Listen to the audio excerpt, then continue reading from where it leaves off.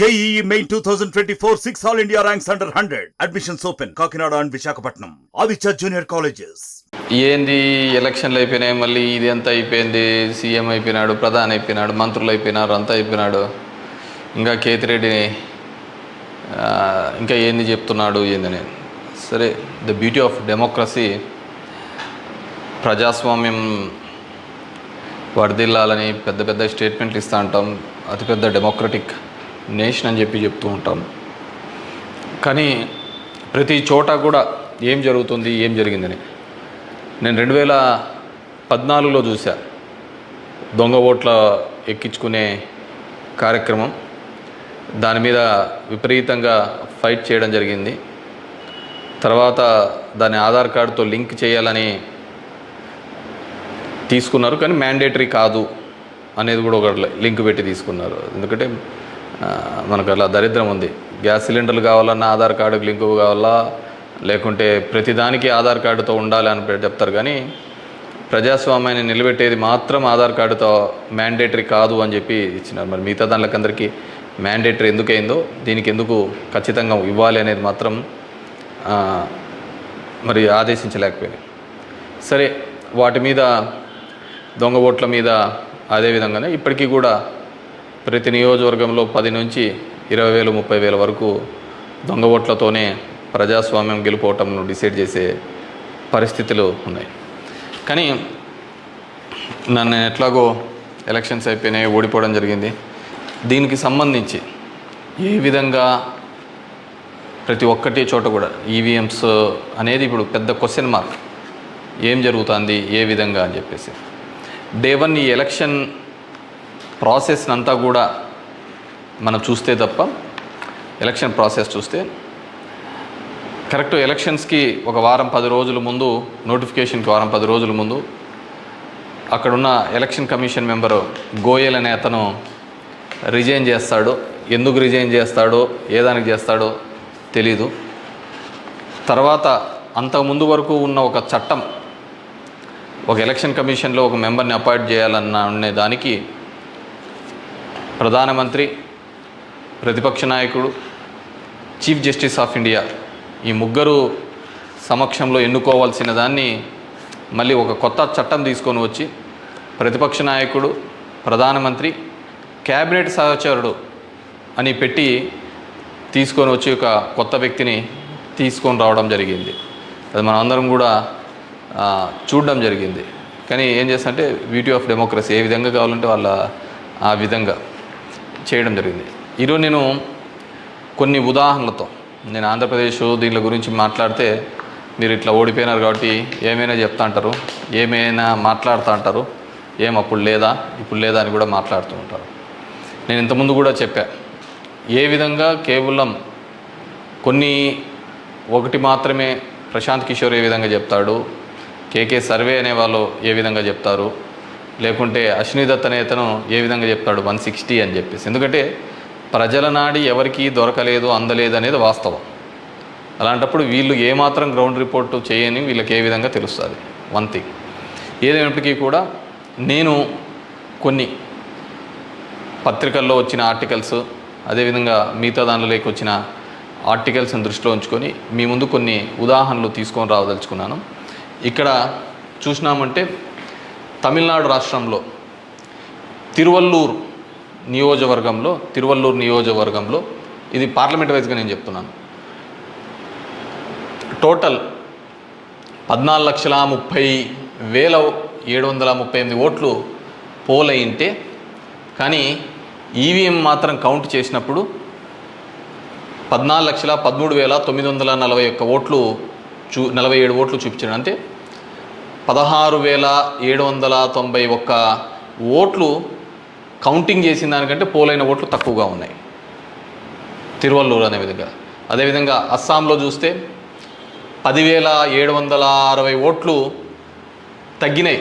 అంటే వీళ్ళు కౌంట్ చేసిన దానికి, వీళ్ళు ఈవీఎంలో ఇచ్చిన దానికి పోలింగ్ అయిన దానిలోకి చూస్తే, పోలింగ్ అయినది చూస్తే 12,40,306 అయితే ఈవీఎంలో కౌంట్ చేసిన దానిలకు 12,29,546 ఓట్లు ఉన్నాయి. 10,760. ఒడిస్సా ధనకల్ అనే చోట 11,93,460 ఓట్లు ఈవీఎంలలో పోలయింటే ఈవీఎంలు కౌంట్ చేసినప్పుడు మాత్రం 11,84,33,000 9,427. అదేవిధంగా గుంటూరు మన ఆంధ్రప్రదేశ్లో చూస్తే 14,11,989 పోలయింటే కౌంటింగ్ చేసినప్పుడు 14,04,061 ఓట్లు 7,928 ఓట్లు పోలైన దానికంటే ఈవీఎంలలో తక్కువగా కనపడడం జరిగింది. అదేవిధంగా ఎక్సెస్ వచ్చినాయి, అంటే పోలైన దానికంటే ఈవీఎంలలో ఎక్సెస్ రావడం జరిగింది.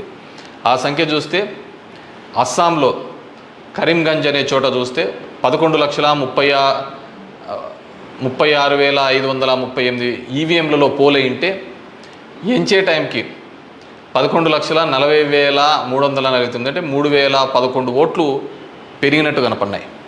అదేవిధంగా ఒంగోలులో చూస్తే ఈ 13,99,707కి కౌంట్ చేసినప్పుడు 14,11,174 ఓట్లు. అదేవిధంగా ఒడిశా దాంట్లో బలాస్పూర్, మధ్యప్రదేశ్లో మండ్లా, అదేవిధంగా బీహార్లో బుక్సర్, ఇవన్నీ చోట పోలైన ఓట్ల కంటే ఈవీఎంలలో పెరిగిన ఓట్లు ఇవి. అదేవిధంగా ఇక్కడ పోలైన ఓట్ల కంటే ఇక్కడ తగ్గిన ఓట్లు. ఇది ఓవరాల్గా కూడా చెక్ చేసుకుంటే వచ్చిన విషయం. రెండో దానికి చూస్తే టోటల్ ఈ విధంగా చూస్తే దేశవ్యాప్తంగా 140 నియోజకవర్గాల్లో ఈ విధమైన ఓటు డిఫరెన్సెస్ జరిగినట్టు మొత్తం దీనిలో ఫామ్ 17Cకి దీనిలో చెక్ చేసిన చోట మనము చూడడం జరిగింది. పైకెత్మ అదేవిధంగా ఈ విధంగా 16,000 ఓట్ల నుంచి ఈ విధంగా చేయడం జరిగింది. మే 25 ఈసీ రిలీజ్ చేసిన దాని ప్రకారము ఒక్క నిమిషం, ఇవన్నీ కూడా చిన్నవి మాక్ ఓటింగ్లలో జరిగినవి ఇవన్నీ అని చెప్పేసి వాళ్ళు చెప్పడం జరిగింది. ఇంకా ఏమంటే ఫామ్ 20 ఇంకా ఇంతవరకు ఆన్లైన్లో కూడా అప్లోడ్ కాలే. మామూలుగా ఇవన్నీ ఆన్లైన్లో అప్లోడ్ కావాల్సిన విషయం. ఎందుకు అవన్నీ చెప్పచ్చు, లక్షల మెజార్టీలలో వస్తున్నప్పుడు ఈ 1,000, 2,000, 3,000 ఎందుకు ఈ విధంగా అని చెప్పేసి నేను దానిలో కూడా కొన్ని ఉదాహరణలు చెప్తాను. దీనిలో సంబంధించి చూస్తే మొదటిది ముంబై నార్త్ వెస్ట్ మహారాష్ట్ర దానికి సంబంధించి మొత్తం ఈవీఎంలలో పోలైన ఓట్లు 9,51,580 ఓట్లు మొత్తం పోలైనాయి. కానీ ఈవీఎంలు లెక్కేసినప్పుడు దాంట్లో 9,51,582 ఓట్లు ఈవీఎంలో మాత్రం కౌంటెడ్గా కనిపినాయి. అంటే ఆడ లెక్క చేసిన దానికి దీనిలకు సంబంధించి తేడా కనపడడం జరిగింది. కానీ అక్కడ ఏం జరిగిందంటే శివసేన యూబీటీ అభ్యర్థి డిఫీటింగ్ అమోల్ గజనాన్ అనే అతన్ని 48 ఓట్లతో మాత్రమే అక్కడ ఓడించడం జరిగింది. అదేవిధంగా సెకండ్ కేసులో చూసినాము అంటే జైపూర్ రూరల్లో రాజస్థాన్లో 12,38,818 ఓట్లు ఈవీఎంల ద్వారా పోలయింటే కానీ ఈవీఎంలలో లెక్కించినప్పుడు మాత్రం అది 12,37,966 ఓట్లుగా మాత్రమే చేయడం జరిగింది. 852 ఓట్లు అక్కడ కౌంట్ కాలే. 852 ఓట్లు అక్కడ కౌంట్ కాలేదు. బీజేపీకి సంబంధించిన రావు రాజేందర్ సింగ్ అనే అతను ఈ సీట్ని గెలవడం జరిగింది. అతను గెలిచిన దానికి మార్జిన్ 1,615 ఓట్లు, 1,615 ఓట్లతో ఆయన గెలవడం జరిగింది. 1,600. కానీ అక్కడ వచ్చిన తేడా 852. ఇది ఇట్లా మారిపోయినా ఇది ఇట్లా గెలిచిందో అంటే ఆ లోయెస్ట్ మార్జిన్. ఎందుకని థర్డ్ కేసు చూస్తే కంకర్ ఇన్ ఛత్తీస్గఢ్ అక్కడ పోలైన ఓట్లు 12,61,103 ఈవీఎంల ద్వారా ఓట్లు పోలైంటే ఈవీఎంల ద్వారా మనకు ఫామ్ 17లో ఇచ్చినప్పుడు ఈవీఎంల ద్వారా ఉండేది.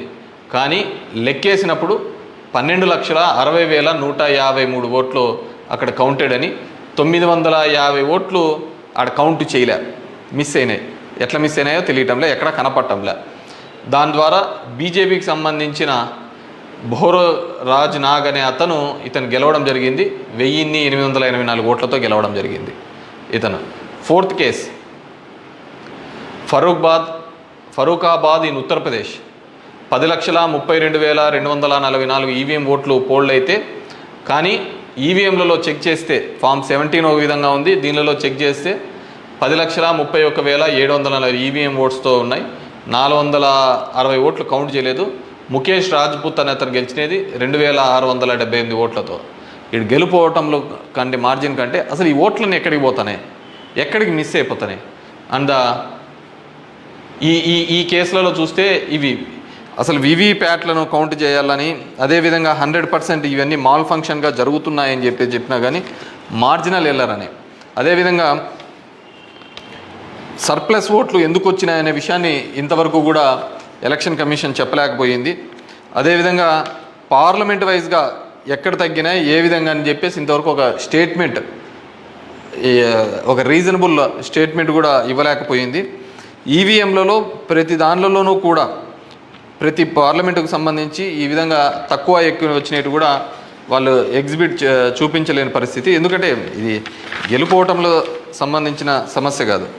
ఎలక్షన్ కమిషన్ ఇంకా ఫామ్ 20 అనేది అప్లోడ్ కాకపోవడం, ఎలక్షన్ కమిషన్ కేవలం ఒక 10 రోజుల ముందు ఎందుకు అతను రిజైన్ చేసినాడు, ఏ కారణాల వల్ల రిజైన్ చేసినాడు, ఎన్నుకునే పద్ధతిలో పాత పద్ధతి తీసేసి కొత్త పద్ధతి ద్వారా ఎందుకు ఎన్నుకోవాల్సి వచ్చింది, ఎందుకు మిగతా వాళ్ళందరూ కూడా చాలా అర్లీగా ఇది 400 అని ప్రిడిక్ట్ చేస్తూ ఒక భావన చెప్పడం.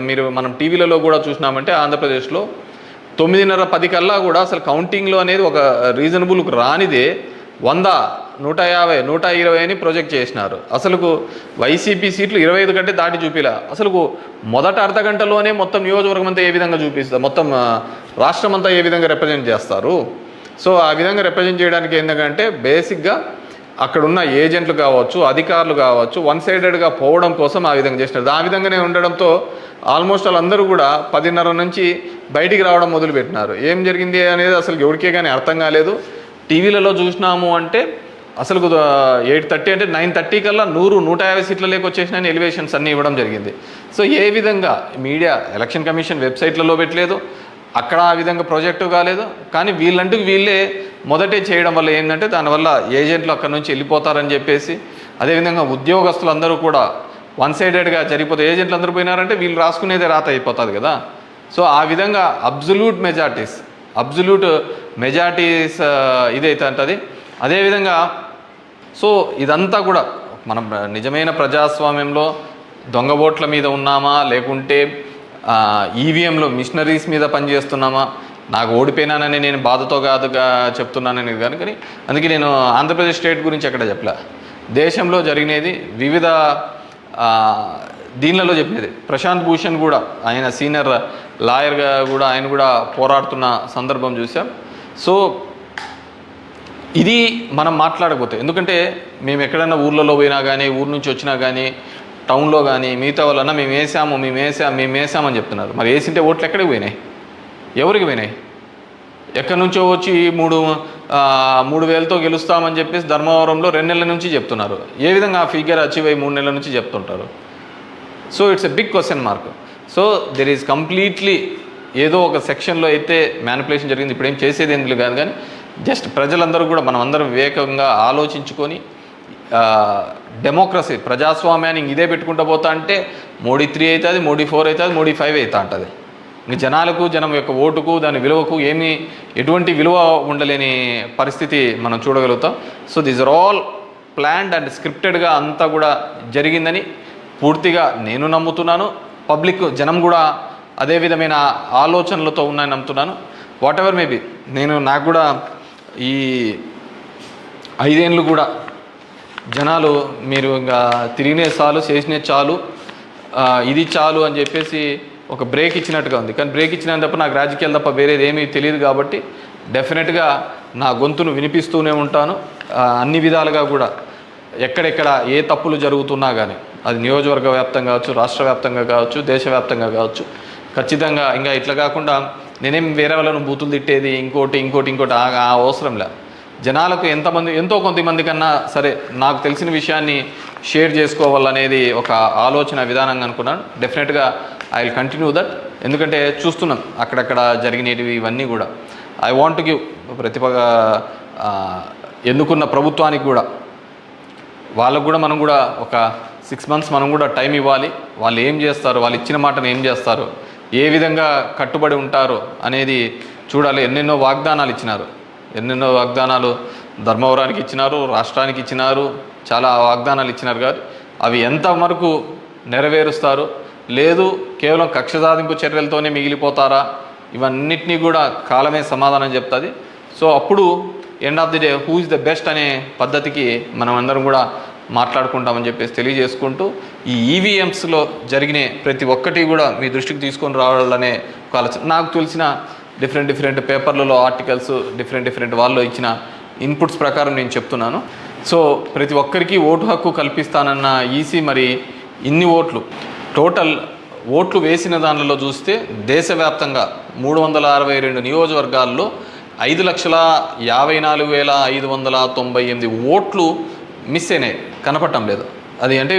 అది హెచ్చు తగ్గుల్లో కావచ్చు, దీనిలో కావచ్చు, కరెక్ట్గా రాకుండా అన్ని ఓట్లు మిస్ అయినాయి. మరి ఈ ఓట్లని ఎక్కడికి పోయినాయి? సో ఇదే పద్ధతిలోనే మొత్తం నడవాల్సిన పరిస్థితే అనేది కూడా మనమందరం కూడా ప్రజాస్వామ్యంలో ఉన్న ప్రతి ఒక్కరు కూడా మనమందరం కూడా ఆలోచించుకొని భవిష్యత్తులో దీని మీద మాట్లాడకపోతే నిశ్శబ్దంగా ఉన్నాము, వచ్చింది మన గవర్నమెంట్ ఎగలాడదామని, ఇంకోటి వచ్చింది ఇది అని చెప్పేసి వాళ్ళు చేసినారు. సరే, సదరన్ పార్ట్ ఆఫ్ ఇండియాలో కొత్తగా తీసుకొని వచ్చినారు, కులం మతం అనే దాని మీద రాజకీయం తీసుకొని వచ్చినారు. కానీ ఇవన్నిటినీ కూడా ఆలోచించాలి. డెమోక్రసీని మళ్ళీ మనమందరం కూడా నిలబెట్టాలి అంటే కూడా ఇవన్నిటినీ కూడా ప్రజలు ఆలోచించుకొని వారి గలమిప్పి వారందరూ కూడా వీటి మీద మాట్లాడాల్సిందిగా కోరుతున్నాను. Thank you. మరిన్ని వీడియోస్ కోసం ఛానల్ ని సబ్స్క్రైబ్ చేయండి. లేటెస్ట్ అప్డేట్స్ కోసం వాట్సాప్ ఛానల్ ని ఫాలో చేయండి. అండ్ లింక్ డిస్క్రిప్షన్ లో ఉంది.